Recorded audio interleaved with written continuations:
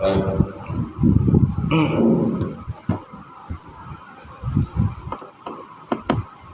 Kita buka pengajian kita pada malam ini dengan kesan-kesan baca umur Quran.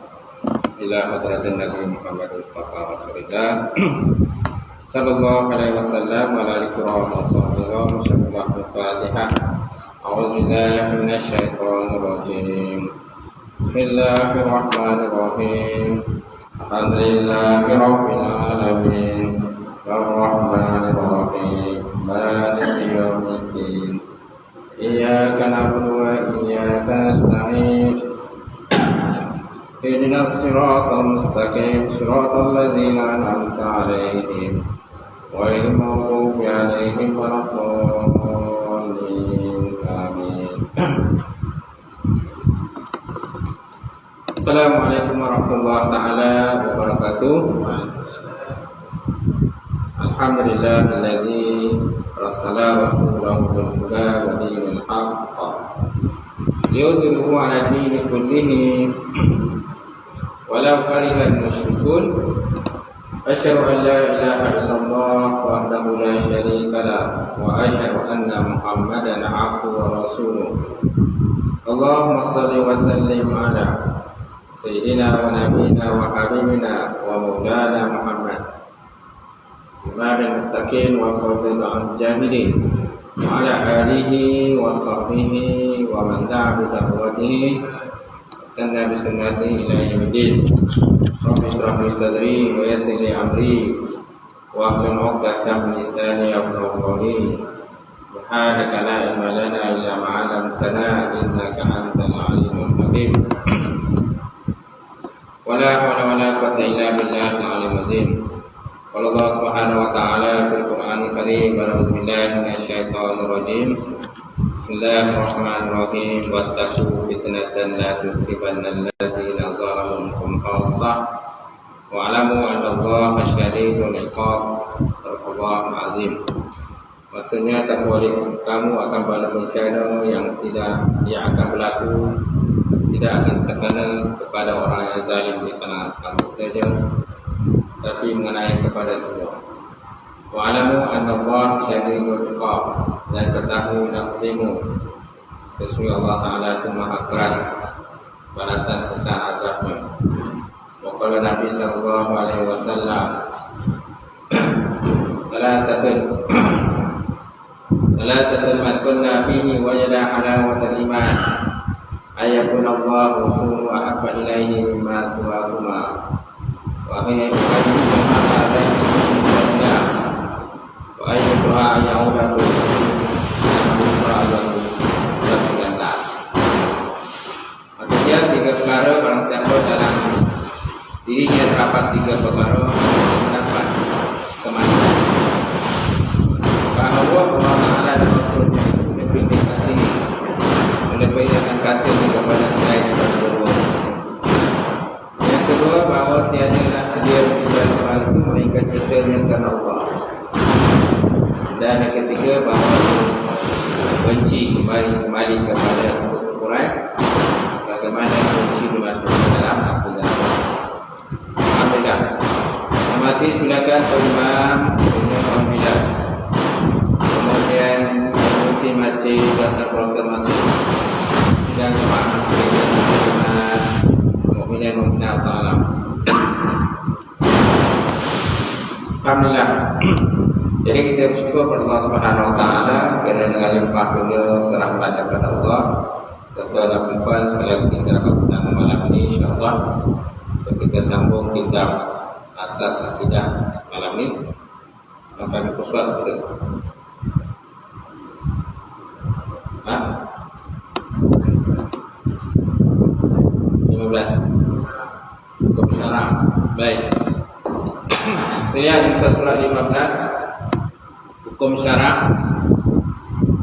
Qala musannif wa ta'ala wa nafa'ana bi ulumihi fi dara amin.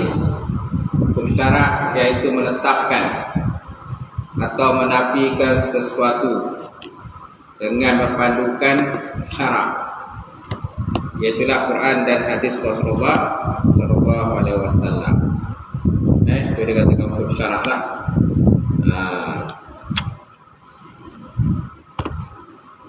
Menetap atau menafikan. Isbat atau nafiyun. Menetap atau menafikan sesuatu yang dengan berpandukan syarak. Maksud syarak ialah Quran dan juga hadis Rasulullah sallallahu alaihi wasallam. Contohnya menetapkan wajib salat lima waktu. Wajib salat lima waktu. Dan masalah sekolah Quran, aqimus shalah wa atuz zakah. Jika sembahyang, tunaikan zakat. Aqimus shalah itu maksudnya wajiblah. Dirikan oleh kamu ke sembahyang. Jadi perintah itu perintah wajib. Ataupun masalah sebut dalam Quran, contohnya inna salata kanat 'alal mu'minina kitaban mawquta. Sembahyang itu dipatukan kepada orang yang beriman. Inna salata kanat 'alal mu'minina kitaban mawquta. Sebagai salat kepaduan yang berwaktu yang wajib kita lakukan. Dalam peristiwa Isra dan Mi'raj, Nabi mendapat ijazah sembahyang daripada Allah Subhanahu wa taala. Perjalanan yang jauh dalam masa 1 hari, tak sampai sehari pun. Mulai daripada malam hari sebelum subuh dah sampai semula. Subhanallazi asra bi 'abdihi lailan minal masjidil haram ila al-masjidil aqsa allazi barakna ma hawlahu linuriyahu min ayatina innahu was-sami'ul basir. Maksudnya Allah Subhanahu wa taala telah menjalankan hamba-Nya pada malam hari mulai daripada Masjidil Haram di Makkahul Mukarramah ila al-Masjidil Aqsa di Palestin pada malam hari yang kami berkati di sekitarnya untuk kami tunjukkan kepada kamu tentang kekuasaan kami, kata Allah Ta'ala. Innahu was-sami'ul basir. Allah Ta'ala itu maha mendengar lagi maha melihat. Dalam peristiwa Isra dan Mi'raj juga Nabi ditunjukkan dengan berbagai gambaran. Antara gambarannya itu Nabi tunjukkan dengan satu kaum yang menghimpak kepala mereka dengan batu yang besar. Himpak kepala mereka dengan batu, kemudian pecahlah kepala mereka. Kemudian kepala mereka tauk semula dan himpak lagi kepala mereka dengan batu. Lalu Nabi SAW bertanya dengan Jibril, ya Jibril, kau masuk dengan kumpulan ini. Inilah kumpulan daripada umat kau ya Rasulullah, yang mana mereka itu berat untuk mengerjakan salat. Inilah balasan yang akan mereka terima. Berterusanlah mereka dalam azab Allah Ta'ala dalam neraka. Sebab apa? Kerana meninggalkan kewajipan mendirikan salat.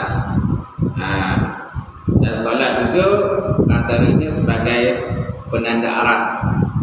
Benchmark penanda aras dalam kehidupan kita yang lain.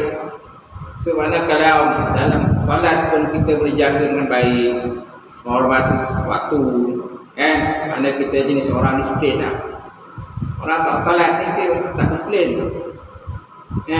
Nampak benda macam tu pun kita tak boleh nak buat. Apalagi kalau benda yang besar daripada itu. Jadi sebagai penanda aras penanda aras kepada kita untuk kita menjadi orang yang baik dalam menjaga salat.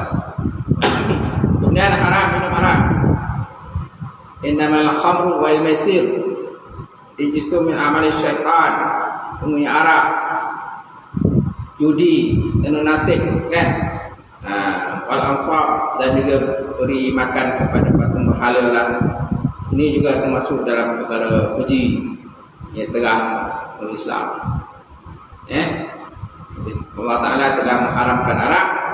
Sebab apa? Kerana nak jaga akal. Kita katakan maqasid syariah. Kalau kita belajar bab usul fiqh, antara bab kita belajar ialah maqasid syariah. tujuan sanad itu diadakan. Kenapa Allah Ta'ala mengadakan benda itu? Kenapa Allah Ta'ala mengadakan hukuman begini-begini dan sebagainya? Mesti ada tujuan. Salah satunya kalau dalam bab arak itu kan, kenapa Allah Ta'ala mengharamkan arak? Kerana untuk menjaga akal. Maqasid syariah ni menjaga akal. Hizbul akli, menjaga akal. Kemudian dalam bab murtad, kenapa Allah Ta'ala tak bagi kita murtad keluar dari Islam dengan semudah? Kenapa? Kerana hizbuddin, kerana nak jaga agama, kerana nak jaga agama. Betul? Kemudian kenapa Allah Ta'ala mengharamkan zina, tak bagi kita berzina? Kalau nak solat mestilah nak berkahwin, kena kahwin dengan ikatannya halal. Persetubuhan mesti dengan ikatannya halal. Kalau tidak maka dikira zina. So kenapa Allah Ta'ala mengenakan tindakan pada orang yang buat zina? Contohnya dirotan, lepas tu direjam sampai mati bagi orang yang muhsin yang telah kahwin. Tujuannya adalah disebut untuk menjaga nasab, disebut nasri, mana menjaga nasab, menjaga keturunan kita lah. Jadi itu dikatakan maqasid syariah. Setiap benda tu ada lah hikmah dan tujuannya Allah buat. Itu supaya kita jangan buat, jangan langgarlah perintah Allah Ta'ala dan larangan Allah Ta'ala tadi. Baik. Kemudian hukum syarak ada 5 perkara. Ada 5 pecahan syarak. Pertama wajib, kedua sunat, ketiga makruh, keempat haram, kelima harus. Apakah dikatakan wajib? Wajib ialah perkara yang diseksa jika meninggalkannya dan diberi pahala bila mengerjakannya. Contohnya solat fardulah. Kalau dalam syaratnya ma yusabu ala fa'lih wa yu'aqabu ala tarkih. Ma yusabu ala fa'lih, satu benda yang diberi pahala bila dilakukan. Wa yu'aqabu ala tarkih, dan diseksa apabila ditinggalkan. Dia dalam bahasa Arab ni, setiap istilah bahasa Arab dia ada dia punya definisi. Ada tarif ataupun definisinya lah, supaya dapat dibezakan dengan istilah-istilah yang lain. Kadang-kadang ada istilah-istilah yang serupa, jadi yang membezakan ialah tarif ataupun definisinya lah. Kerana sesuatu hukum tu tak akan berlaku kecuali kita mengenal benda tu. Al-hukmu ala syai' la yakunu illa ba'di ma'rifatu haqiqatu syai', disebut dalam kaedah bahasa Arab. Al-hukmu ala syai' la yakunu illa ba'da ma'rifati haqiqatu syai'. Satu hukum itu tidak akan berlaku kecuali kita mengenal akan hakikat sesuatu.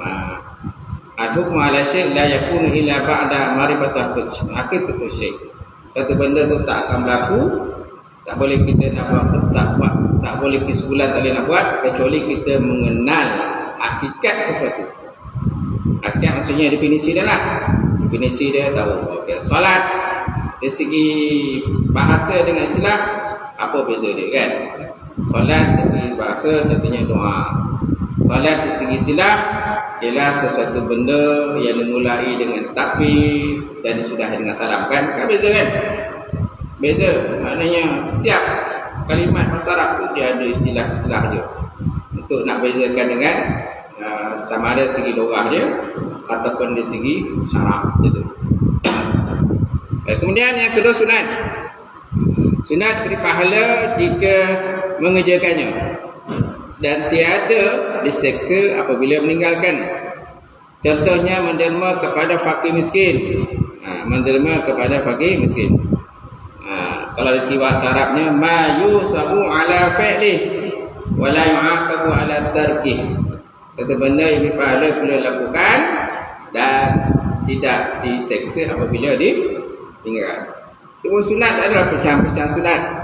Ada sunat muakkad, sunat gairu muakkad dan sebagainya.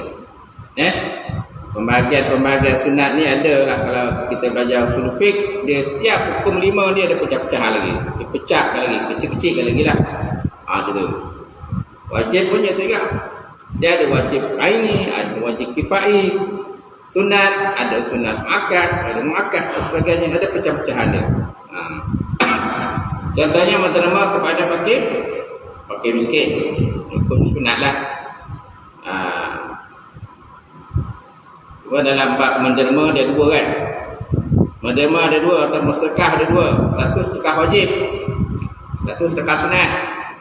Sedekah wajib tu zakat fitrah, zakat talam-talaman, zakat perniagaan dan sebagainya. Zakat ni benda wajib. Cukup hul dia, cukup bilangan-bilangan dia, maka wajiblah kita pakai zakat. Ya, tak cukup tak perlulah. Walaupun dah sampai, dah cukup setahun, tapi tak cukup bilangan yang dikenaki tadi, maka tak perlulah keluar zakat. Yang kedua ialah sedekah ataupun derma yang jenis sunat tadilah. Bukan benda wajib, benda sunat, tapi digalakkan kita sedekah. Katanya menderma kepada fakir miskin. Derma nak buat masjid, derma nak buat masjid, benar nak buat surau dan sebagainya. Cuma orang yang menderma janganlah orang kata menunjuk dermanya pada orang lain. Sebab memang ada hadis dilarang lah pada kita buat macam tu. Kalau boleh kita menderma, jangan kiri kita, tangan kiri tak tahu. Sebut dalam hadis Nabi SAW, ada 7 golongan yang mendapat naungan Allah Ta'ala, yang tidak ada naungan melainkan naungan Allah Ta'ala. Antaranya ialah man tasaddaqa ataupun rajulun tasaddaqa bi yaminihi hatta la ta'lama yaminuhu ma yunfiqu, hatta la ta'lama shimaluhu ma yunfiqu yaminuhu. Seseorang yang bersedekah menggunakan tangan kanannya sehingga tangan kiri tak tahu apa yang dilakukan oleh tangan. Jadi golongan ini akan mendapat nama Allah Ta'ala pada hari kiamat besok yang tiada naungan melainkan naungan Allah Subhanahu Wa Ta'ala. Kemudian bila menderma jangan mengungkit derma. Kalau ada bagi-bagilah, jangan diungkit. Ditakuti nanti kalau kita ungkit, maka batallah dia punya pahala gitu kan. La tubtilu sadaqatukum bil manni wal adha.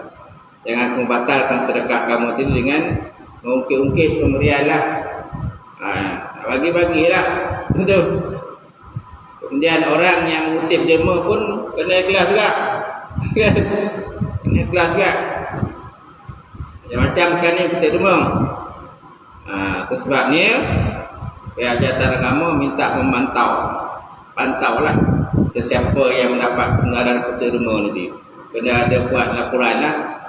Laporan dia kalau kutip derma tu banyak dah dia punya kupon dia yang dah dijual kan, banyak orang dah derma, mesti adalah dia punya laporan dia. Takuti nanti duit dah derma tu lasak, tak tahu ke mana pergi. Macam tu kan. Hari ni pun ada dalam Instagram, dalam sinar tu lah, ada seorang lelaki ditangkap tak kuasa lah, dipelang. Dia kutip derma untuk wakaf Quran, tapi duit itu digunakan untuk bayar bil utility. Satu hari dia boleh dapat RM1,000 kutip derma untuk wakaf Quran. Tapi duit itu dia gunakan untuk peribadi lah. Bayar bil tu lah, bayar bil ni, bayar bil telefon, bayar booking dan sebagainya kan. Bayar bil api, bayar bil elektrik. Jadi dapat tangkap. Ikan malu kan macam tu. Jadi kalau kita nak buatlah dengan betul-betul lah, kelas. Dengan kita salah gunakan amanah yang ditanggungjawab, yang diberi. Macam tu. Takut besok, akhirat besok kita jawablah hadapan Allah SWT. Baik. Kemudian yang ketiga, makruh. Diberi pahala meninggalkannya dan tiada diseksa mengerjakannya. Contoh memakan makanan yang mengeluarkan bau yang tidak menyenangkan. petai. Contoh petai lah.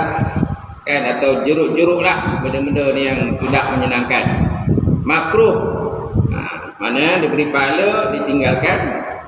Ya, maksudnya kalau dari segi bahasa Arabnya, ma yusabu ala tarkih.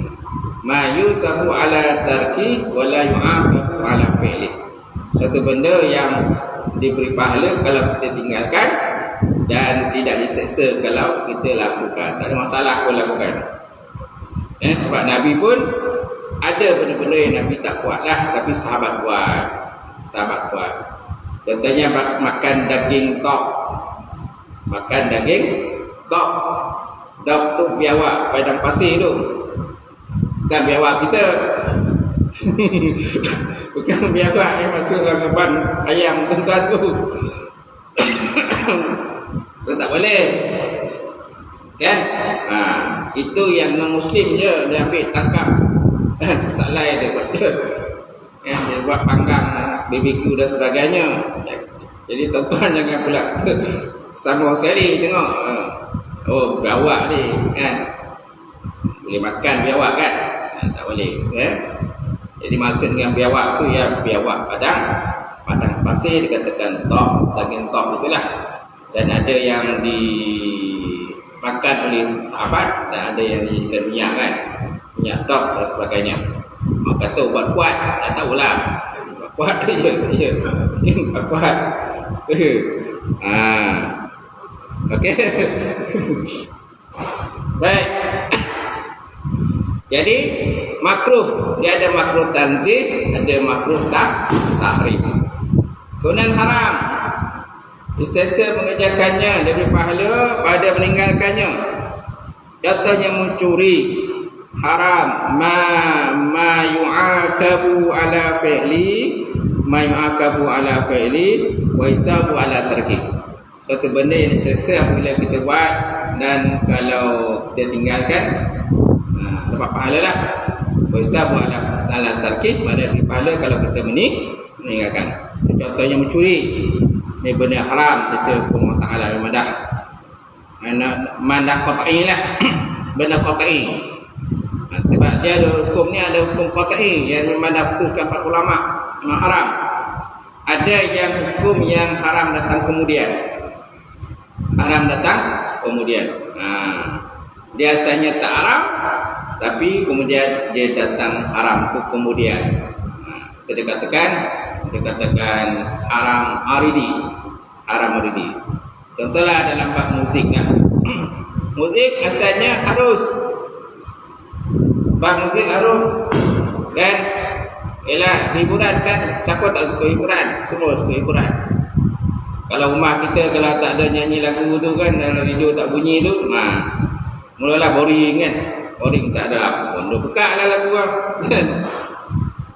Dalam kereta pun biasa begitu. Lagu kadang imam pun buka lagu cinta juga bukan imam sini lah, imam England kan. Dia seseorang lah tu tak apa, putus cinta lah benda dah lagu buka dia seorang bukan imam sini lah gitu. Jadi maknanya laluri kehidupan Malaysia ni sukakan muzik.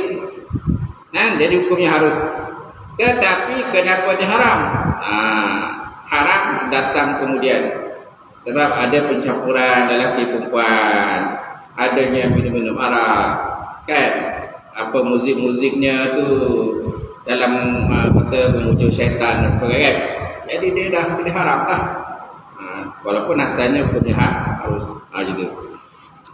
Dikatakan haram hari ni, haramnya datang kemudian. Contoh apa lagi? Air yang disediakan untuk minum. Air yang disediakan untuk minum sahaja. Tiba-tiba kita gunakan air itu untuk mengangkat wuduk. Orang yang mewakafkan air, dia kata air ini hanya digunakan untuk minum sahaja, tak boleh digunakan untuk berwuduk. Tak boleh lah.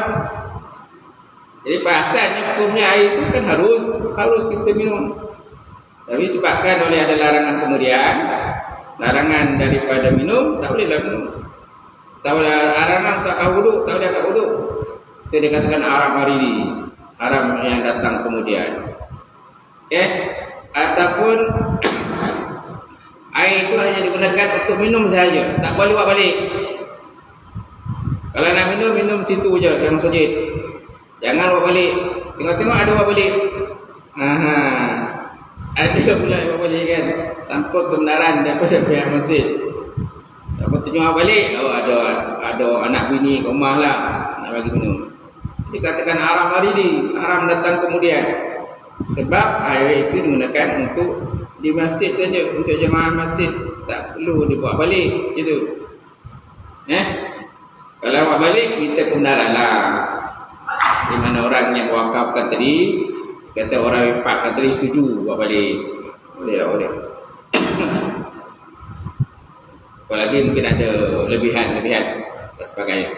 Baik, kemudian harus tiada seksa pada pelaku dan meninggalkannya. Tiada seksa pada pelaku dan meninggalkannya. Itu dikatakan harus. Ma la yusabu ala fa'li wa la yu'aqabu ala tarki. Satu benda tidak beri pahala kalau kita buat dan tidak berdosa kalau kita meninggalkannya. Contohnya minum air basa bagi menghilangkan dahaga atau memilih tidak meminumnya, atau meminum air jenis lain yang halal lah. Yang dikatakan harus lah. Benda harus ni banyak lah benda harus. Jadi maknanya kita dalam kehidupan kita ni terikat dengan hukum akam. Terikat dengan hukum akam, haram, sunat, makruh, harus, mubah dan sebagainya kan. Tapi bukan makna kita tak bebas. Jangan kita anggap kita tak bebas. Kita bebas buat benda tu dan sebagainya, tapi masih lagi terikat dengan hukum akam tadi. Orang yang tak nak terikat dengan hukum akam, pergi duduk hutan lah. Pergi duduk hutan. Dalam hutan tak terikat dengan hukum akam. Macam binatang, mana ada terikat dengan hukum akam?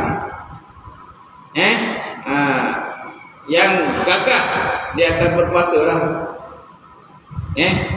Walaupun dia tak semestinya badannya besar, macam gajah badan besar, tapi dia bukan ketua dalam hutan. Harimau dia tak besar badan dia, tapi dia ketua lah dalam hutan. Jadi maknanya siapa yang kuat dia akan berpuasa lah. Sebab apa? Dalam hutan ni dia terikat ke makam. Maknanya bini orang ke apa pun dia tak kisah kan, pasangan binatang lain pun dia tak kisah. Jadi kalau kita dalam Islam ni, kita dalam hukum, dalam ruang lingkup kehidupan kita terikat dengan makam. So jangan buat lah. Kalau benda tu haram, benda tu makruh, kalau boleh kita tinggalkan gitu.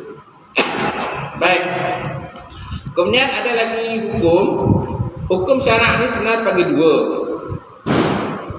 Kalau hukum 5 ni dikatakan hukum taklifi. Satu lagi hukum qadhi. Yang pertama hukum taklifi, ni yang 5 tu wajib, sunat, makruh, haram, harus. Ni hukum taklifi. Yang satu lagi hukum qadhi. Hukum qadhi ini pecahan daripada hukum taklifi. Dia pecahan dia. Ataupun sesuatu yang ada kait-mengait dengan hukum taklifi juga. Jadi dia ada 5 perkara.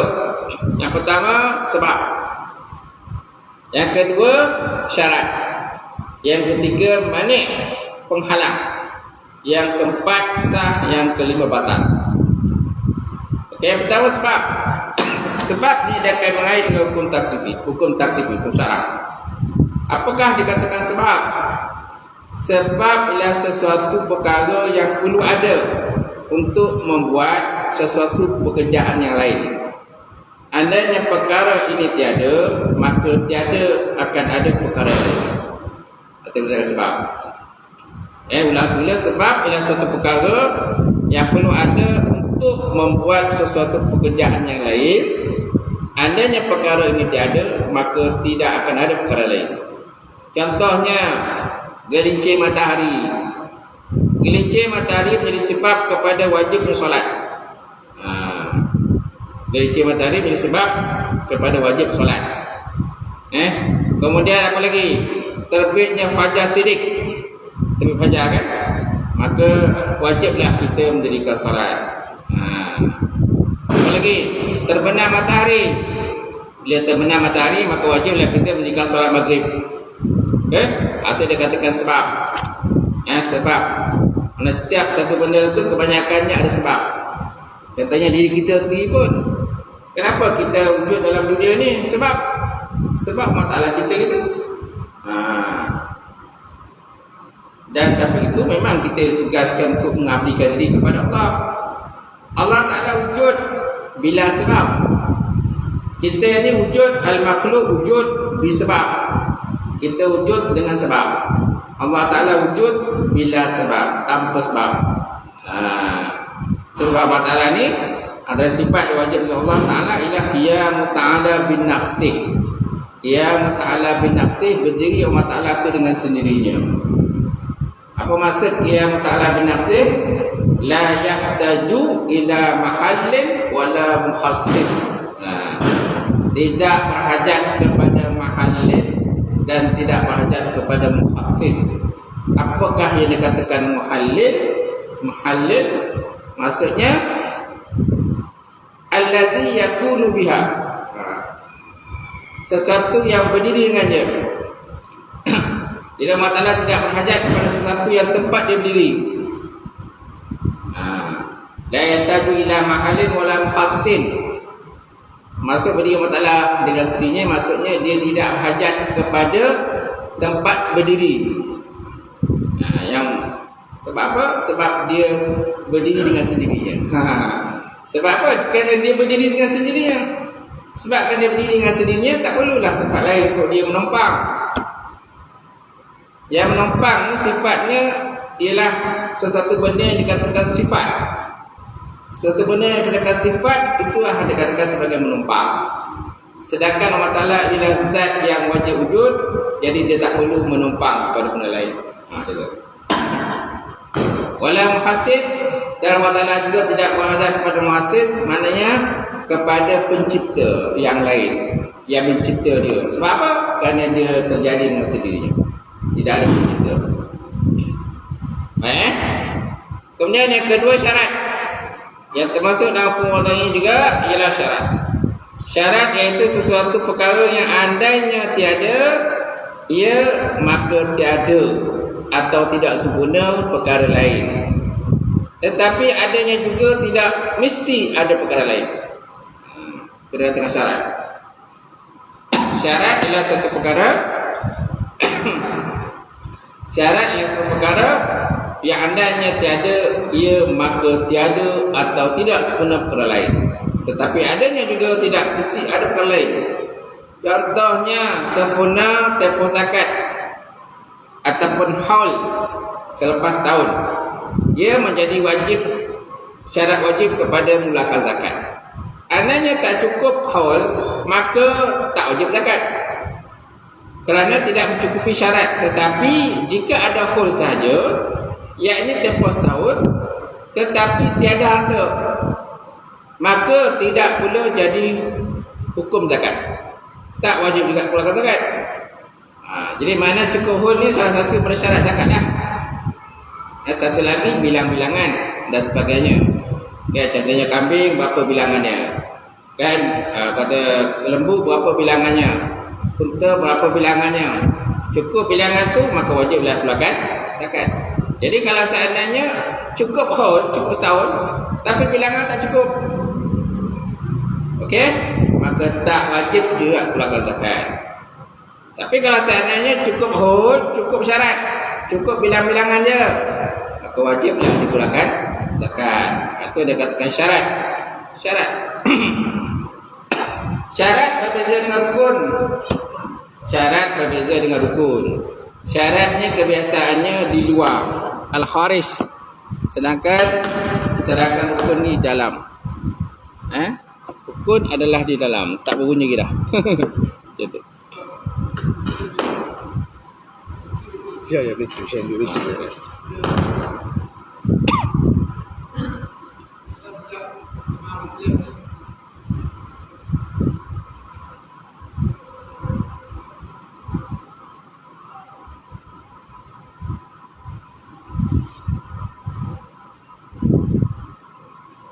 Sabar Ustaz.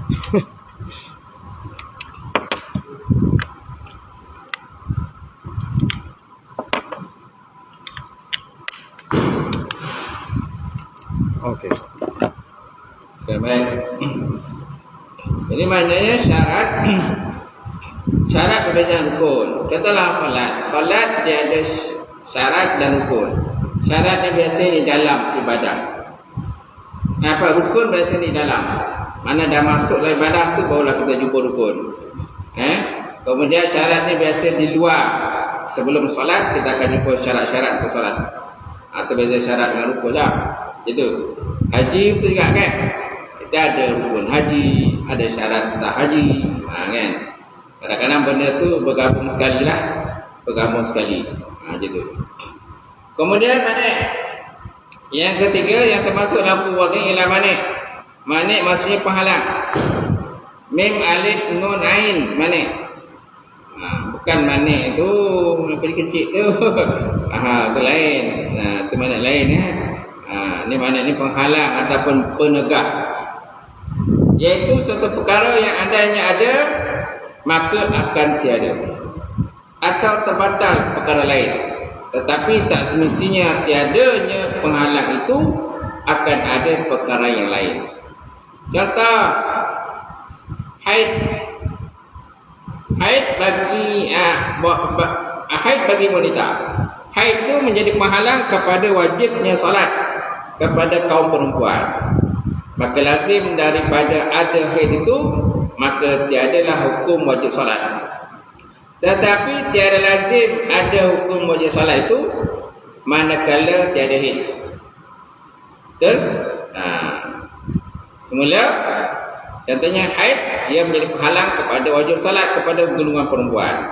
Maka lazim daripada ada haid maka tiadalah wajib solat. Bila kena haid memang tak wajib solatlah. Haramlah solat bagi orang yang ada haid. Tetapi tiada lazim ada hukum wajib solat itu manakala tiada haid. Maknanya kalau tiada haid bukan makna wajib sembahyang itu tak sembahyang sembahyang. Sebab apa? Contoh waktu tak masuk lagi. Tak masuk lagi dia nak solat walaupun dia tak ada haid. Walaupun dia keadaan suci. Dia mestilah dah masuk waktu dan tiada haid maka wajib mendirikan solat. Okey? Jadi kata haid ni merupakan mani ataupun penegak kepada mendirikan solat. Macam tu. Boleh? Haid, nifas, wiladah dan sebagainya beranak kepada golongan wanita lah. Kalau lelaki ni contohnya berdatangan najis datang berjunub, tak? Berjunub kepada lelaki maka tak wajib lah solat. Dia kena mandi dulu lah. Dah mandi baru boleh pergi solat. Kalau dah mandi pun kalau waktu solat tak masuk pun tak boleh juga, tak wajib juga mendirikan solat. Solat tak masuk lagi walaupun tetap berjunub. Okey. Jadi. Kemudian yang keempat sah. Sah adalah satu perkara yang lengkap syarat dan rukunnya serta bergantung atasnya lulus sesuatu perkara. Contoh, apabila dikatakan jual beli itu sah, artinya jual beli itu lulus daripada hukum syarak. Jadi kalau dikatakan jual beli itu sah, maka luluslah. Ataupun perkahwinan itu sah. Saksi kata sah tak? Sah. Kan? Yang penting dapat duit lah. Kan? Saksi RM40. Dulu RM20. Sekarang ni saksi RM40. Kalau sepasang, kalau 20 pasang hari tu. Kalau 20 pasang, joki lah kan gitu. Tapi jangan dia organisasi pula. Kan lain kan menyoling je kan. Bagilah kan. Bagilah kalau dia tak. Gelek lah jadi saksi. Macam tu. Cuma kalau imam lah seorang kan. Sini berapa orang kerja imam? Yang telah nikah seorang kan? Seorang tak joki lah imam tu. Tapi kalau ramai benar kenalah panggil imam sekolah pula. Macam tu. Saya lah imam sekolah. Kalau tidak kan imam sekolah kan bunyi dia. Seorang pak kan? Dia. Orang kata banyak apa Baik.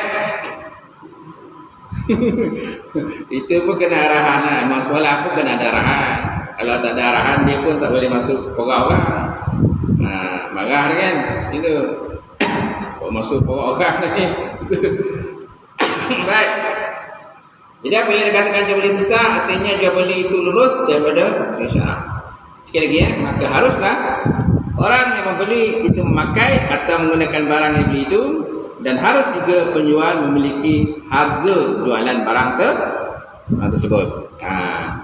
Sebabnya kalau jual beli itu pun dia ada rukun jual beli. Antaranya ialah adanya qabat mana serah terima barang. Mesti ada baik ni pada mesti ada penjual, mesti ada mushtari, mesti ada pembeli, penjual, pembeli. Betul? Kemudian mestinya ada barang yang ada jual beli. Kan? Mesti ada barang jual beli. Kemudian mesti ada qabat ni serah terima barang. Kemudian mesti ada satu lagi ialah sirah lafaz. Lafaz jual beli. Tahulah sempurnalah jual beli sebut. Kemudian yang kelima batal. Hukum wadi yang kelima ialah batal. Batal artinya rosak dan tak lulus. Contohnya dikatakan ibadah itu batal kalau ibadah itu rosak dan tidak diterima atau akad itu batal. Contoh artinya bahawa batal akad itu tak lulus berhukum syarak. Sebab apa tak lulus? Kerana tidak mencukupi contohnya syarat-syarat dia. Syarat-syarat tak cukup. Contohnya nikah itu batal. Kenapa nikah itu batal? Mungkin dari segi wali dia salah. Ayah dia wali yang asal masih ada, tapi tiba-tiba dia dipanggil atuk jadi wali, ataupun pakcik jadi wali, sedangkan ayah dia masih hidup. Maka pernikahan itu batal lah. Ataupun menggunakan ayah angkat sebagai wali, dia ayah angkat je. Bila tanya ayah angkat dia, ayah budak ni yang betul ada tak? Entah, tak ada, rasa tak ada dah. Dah mati dah kan? Mati kan? Tak dapat dibuktikan kematian tu, tapi dia kata mati. Kemudian dia nikahkan budak tadi lah, anak dia tadi, anak angkat. Batal lah. Pasti dah pernikahan tu. Sebab apa? Wali dia tengok rupanya wali masih ada, wali masih hidup. Tiba-tiba muncul wali dia, mengaku dia wali dia. Dan ada pula bukti dokumentasi menyatakan dia lah wali dia. Jadi mana pernikahan tu batal?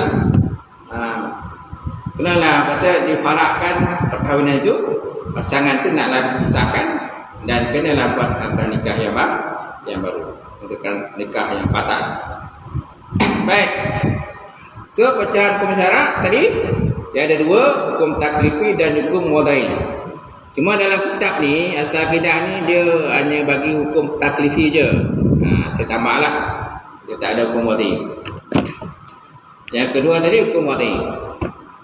Okey, yang last sekali bawah ni, ini diperjelaskan di bawah perkara harus, iaitu setiap perbuatan kita yang ada pada asalnya hukum harus boleh tukar menjadi sama ada wajib atau haram atau sunat atau makruh mengikut niat dan tujuan satu perkara yang dilakukan. Jadi niat pun pentinglah.